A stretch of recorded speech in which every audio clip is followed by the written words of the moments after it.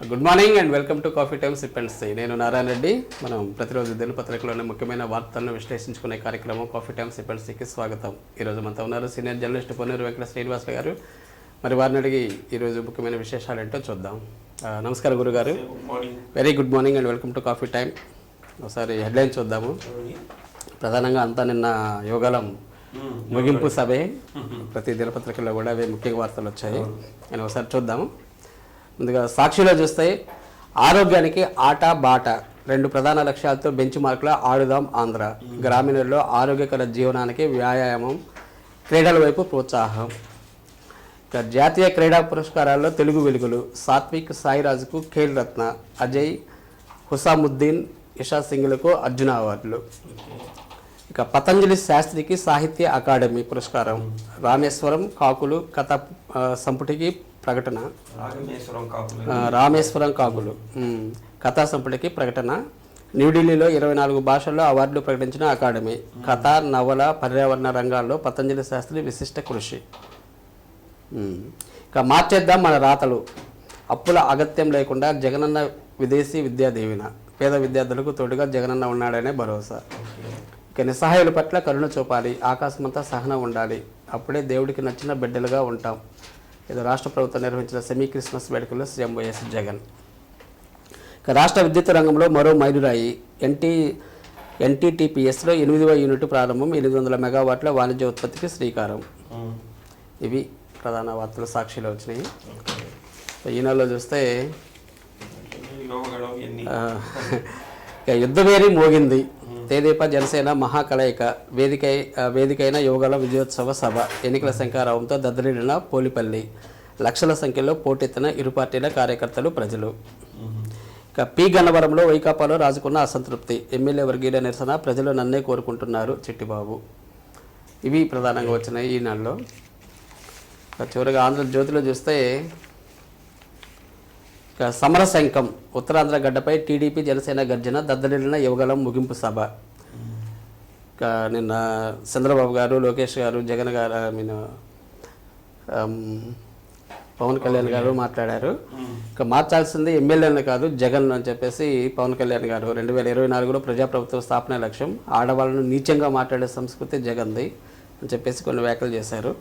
ఇక ఎస్టీలకు జగన్ వెన్నుపోటు. సచివాలయం ఎస్టీ రిజర్వేషన్లకు తూట్లు. అర్హులు ఉన్న జనరల్ ఉద్యోగులకే ప్రమోషన్ అని చెప్పేసి ఒక వార్త. ఇక జగన్ భయం, సిట్టింగులకు సంకటం. వైసీపీలో ముదులుతున్న టిక్కెట్ల లొల్లి. కోస్తాంధ్రలో నేతలపై ప్రజా వ్యతిరేకత అని ఒక వార్త వచ్చింది. ఇక రాజద్రోహం, ఇక దేశద్రోహం. ధన్కడ్కు సంఘీభావం. ప్రభుత్వాన్ని అంటే ఊరుకుంటాం, దేశాన్ని విమర్శిస్తే మాత్రం జైలుకే అని చెప్పేసి నేను ఒక చట్టం తెచ్చాను పార్లమెంట్లో. సో దేశాన్ని విమర్శించకూడదు అనేది. ఇవి సార్ ప్రధాన వార్తలు మనకు స్టేట్లో వచ్చినవి. మన ప్రకాశం జిల్లా వార్తలకు వస్తే పేద విద్యార్థుల ఉన్నత చదువులకు సాకారం. విదేశీ విద్య దీవెన అన్నటువంటి కార్యక్రమాన్ని ప్రారంభించారు. అంటే కూడా దీన్ని కొనసాగుతూనే ఉంది. అవును. జిల్లాలో మటుకు ఈ తర్వాత 13 మందికి ఈ విద్యా దీవెన అనేటువంటిది ఇవ్వడం జరిగింది. విదేశీ విద్యా దీవెన 1,13 లక్షల రూపాయలు నిన్న విద్యార్థులకు ఇచ్చారు.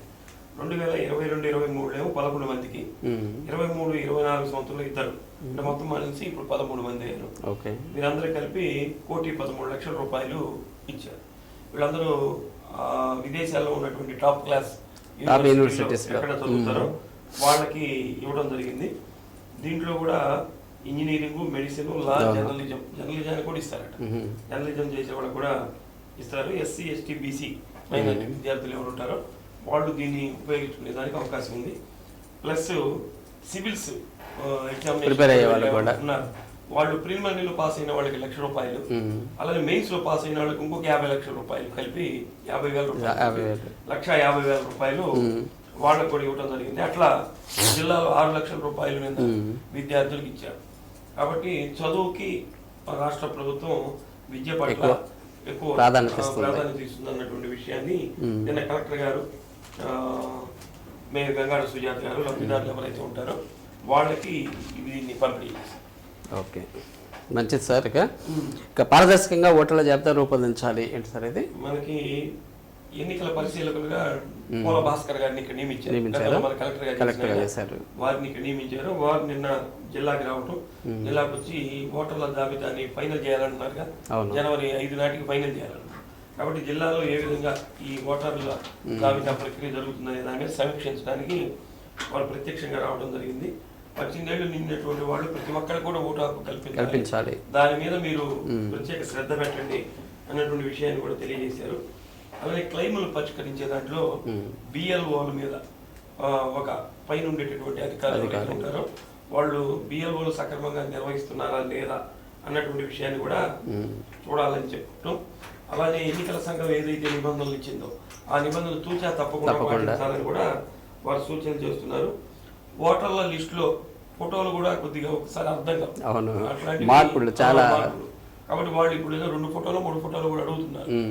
కాబట్టి ఆ ఫోటోలు విషయంలో కూడా జాగ్రత్తలు పాటించాలి. అంటే ఒకరి ఫోటో ఒకరే పడకుండా అవి కూడా కావాలని చెప్పి సూచన చేయడం జరిగింది. ఇది చాలా రోజుల నుంచి జరుగుతుంది.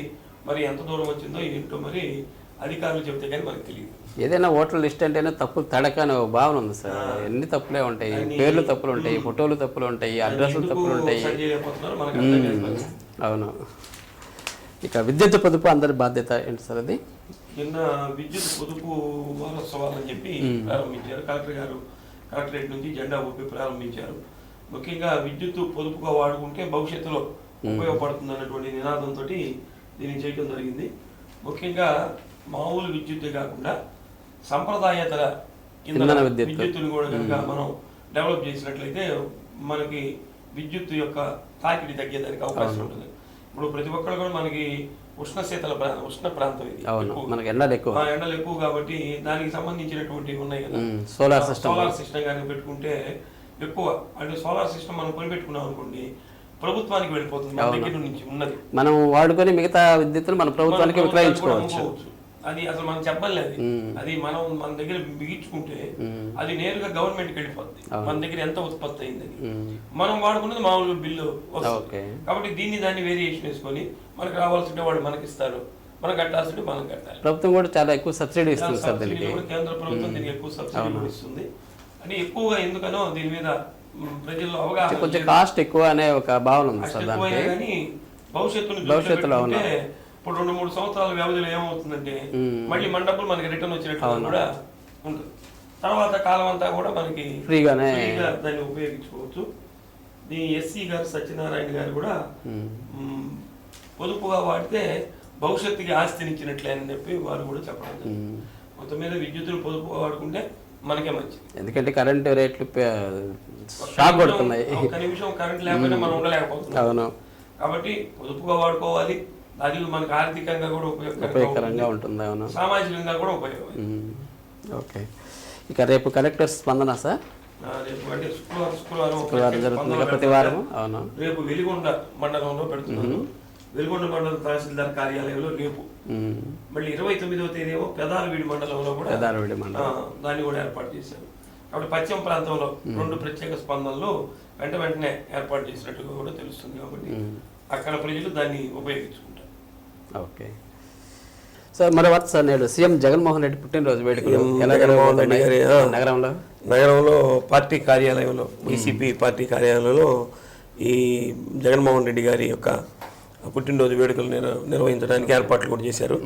నగర కన్వీనర్ ఉన్నారు కదా కటారి శంకర్ గారి ఆధ్వర్యంలో బాలినేని శ్రీనివాసరెడ్డి గారి ఆదేశాలతో చేస్తున్నట్టు తెలుస్తుంది. దీంట్లో జిల్లా అధ్యక్షుడు జంకే వెంకటరెడ్డి గారు, నగర మేయర్ గంగాడ సుజాత గారు, యువ నాయకులు బాలినేని ప్రీతి రెడ్డి గారు, వీళ్ళందరూ కూడా పాల్గొంటున్నారు. ముఖ్యంగా దీని మీద ఏంటంటే జిల్లాలో జగన్మోహన్ రెడ్డి గారి పుట్టినరోజు సందర్భంగా సేవా కార్యక్రమాలు నిర్వహించాలని చెప్పి నిన్నటినే బాలినేని శ్రీనివాసరెడ్డి గారు, జంకే వెంకటరెడ్డి గారు కూడా పార్టీ శ్రేణులందరూ కూడా పిలుపునివ్వడం జరిగింది. కాబట్టి ఇక్కడ కేక్ కట్ చేసే కార్యక్రమం, ఇంకా అనేక చోట్ల ఈ బదిలీల పాఠశాలని, ఈ మాతా శిశు వైద్యశాల ఇట్లాంటి చోట కూడా ఈ సేవా కార్యక్రమాలు నిర్వహించేదానికి అవకాశం ఉంది. అంటే దీంట్లో మనకు వార్తలో మటుకు వైఎస్ఆర్సీపీలో జరిగేటటువంటి కార్యాలయంలో జరిగే వివరాలు మటుకు ఇచ్చారు. మొత్తం మీద సేవా కార్యక్రమాలు కూడా నిర్వహిస్తున్నారు. వాటి వివరాలు మనకి తెలియాల్సి ఉంది. ఓకే. ఇక పేదల చదువులకు డిజిటల్ ట్యాబ్లెట్స్, ల్యాప్టాప్లు ఇస్తా ఉన్నారు. వాస్తవానికి డిజిటల్ ట్యాబులు కూడా ల్యాప్టాప్లు కింద పనిచేస్తాయి. కాబట్టి ఇది మనకి 8వ తరగతి నుంచి ఈ ట్యాబులు ఇస్తున్నారు. గతంలో కూడా ఇచ్చారు ఆల్రెడీ. మళ్ళీ ఇంకా మిగిలినటువంటి వాళ్ళకి ఇవ్వాలనే ఉద్దేశంతో జిల్లాకి 21,617 ట్యాబ్లు వచ్చినాయి. వచ్చాయి మన జిల్లా. గతంలో ఇచ్చినాయి కాక మళ్ళీ ఇప్పుడు కొత్తగా కూడా 21,000 అంటే పెద్ద బడ్జెట్ ఇది కూడా. దీనికి ఇప్పుడు ప్రస్తుతం డిజిటల్ బోధనకి 696 పాఠశాలల్లో 1366 IFP 681 స్మార్ట్ టీవీలు ఏర్పాటు చేస్తున్నారట. అవి ఈరోజు కలెక్టర్ గారు స్పందన సమావేశం హాలులో దానికి సంబంధించినటువంటి కొంతమంది విద్యార్థులకు ఇవ్వటం, మిగిలిన వాళ్ళకి అక్కడ ట్యాబులు పంపించడం, వాళ్ళకి డిస్ట్రిబ్యూట్ చేయడం కూడా జరుగుతుంది.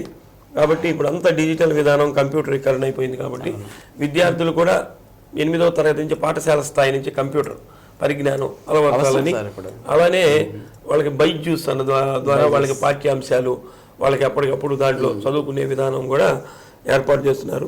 కాబట్టి పేదలకి ఈ డిజిటల్ ట్యాబ్లు బాగా ఉపయోగపడతాయనే ఉద్దేశంతో జగన్మోహన్ రెడ్డి గారు ఏదైతే లాస్ట్ ఇయర్ ఇది పంపిణీ చేశారు, ఇప్పుడు ఇంకా అదనంగా కూడా కొంతమందికి ఇస్తున్నారు.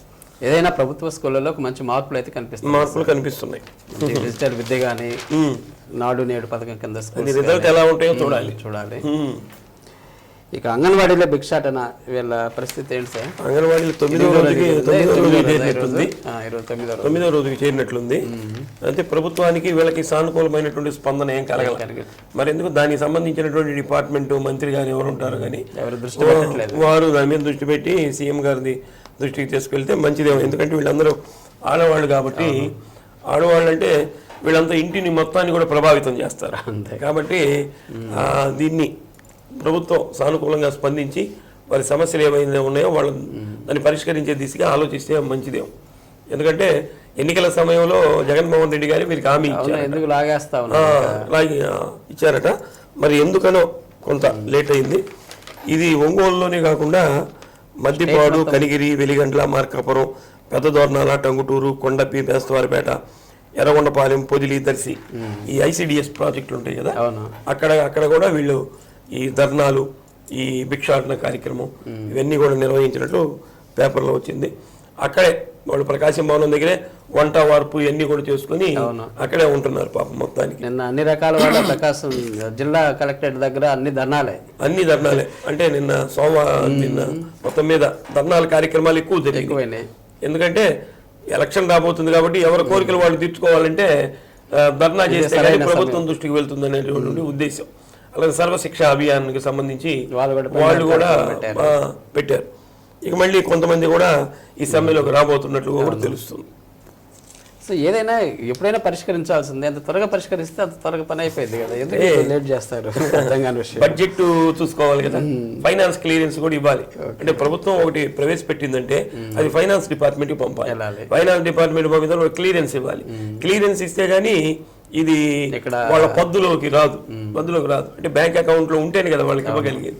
కాబట్టి ఇవన్నీ సాధ్యాలు చూసుకొని మనకి అంటే ఒకసారి స్టార్ట్ చేస్తే రెగ్యులర్గా ఇవ్వాలి. అన్ని సాధ్యాలు చూసుకొని వాళ్ళు అమలు చేస్తారు. ఓకే. ఇక వైద్య శాఖ అప్రమత్తం, కోవిడ్ మళ్ళీ ప్రమాదం రాబోతుందని చెప్పి సూచనలు ఉన్నటువంటి నేపథ్యంలో రాష్ట్ర ఆరోగ్య శాఖ కూడా అప్రమత్తం చేసింది. అయితే నిన్న DMHO గారు కూడా నిన్న ఒక ప్రకటన విడుదల చేశారు. ఇది మన రాష్ట్రంలో ఇంకా లేదు, మన జిల్లాలో అసలు లేదు, దీని గురించి భయపడాల్సినటువంటి పని లేదు. గతంలో కరోనా వచ్చినటువంటి సందర్భంలో ఏ నిబంధనలు అయితే పాటించామో అంటే మాస్కులు ధరించడం, శానిటైజ్ ఉపయోగించడం అలా చేస్తే సరిపోతుంది. చలి వాతావరణం కాబట్టి ఈ వైరస్ జలుబు వస్తే దానిగా భావిస్తుంటారు. కాబట్టి ఎవరైనా అలాంటి సిమ్టమ్స్ ఉంటే ఒకసారి టెస్ట్ చేయించుకోమని కూడా వారు సూచన చేయడం జరిగింది. అయితే బయటకు వచ్చేటువంటి వాళ్ళు తప్పనిసరిగా మాస్కులు ధరించుంటే మంచిది అన్నటువంటి సూచన చేశారు. అయితే రాష్ట్ర వైద్య ఆరోగ్య శాఖ ఇచ్చినటువంటి సూచనల మేరకు ఒకవేళ వచ్చిందనుకోండి ఏమి ఏర్పాట్లు ఉన్నాయి, గతంలో 3-4 అయింది కదా చేసి, ఆ ఏర్పాట్లు ఇంకా అలానే ఉన్నాయా లేవా, అదనంగా మనం ఏం ఏర్పాట్లు చేయాలి, దాని మీద అప్రమత్తంగా ఉండని చెప్పి వాళ్ళు అక్కడి నుంచి ఉత్తర్వులు జారీ చేశారు. ముందస్తు చర్యలు అయితే మన GGHలో కూడా చేపడుతున్నారు. మనం కూడా కొంచెం ముందస్తు చర్యలు మనం జాగ్రత్తగా ఉంటే మంచిది అంతే. ఎందుకంటే వాతావరణం కూడా మారుతుంది కాబట్టి కొద్దిగా. ఓకే. ఇంకా సార్ చివరిగా 26 నుండి మున్సిపల్ కార్పొరేషన్ ఉద్యోగులు కూడా సమ్మె బాట పడుతున్నారు. వాళ్ళు కూడా వాళ్ళని రెగ్యులర్ చేయాలని చెప్పి సమ్మె బాట పడితే మనం భరించలేము. సమాన పనికి సమాన వేతనం ఇవ్వాలనేది ఒకటి వాళ్ళని డిమాండ్. కాంట్రాక్ట్ అవుట్ సోర్సింగ్ వాళ్ళని రెగ్యులర్ చేయాలన్నటువంటి డిమాండ్.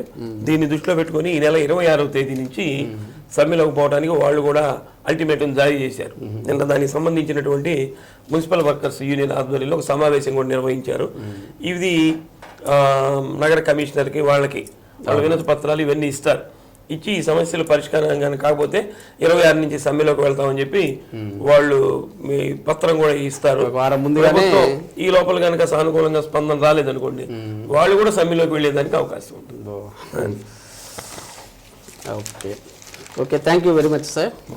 కొన్ని ముఖ్యమైన అంశాల చక్కల విశ్లేషణ అందించారు. Thank you.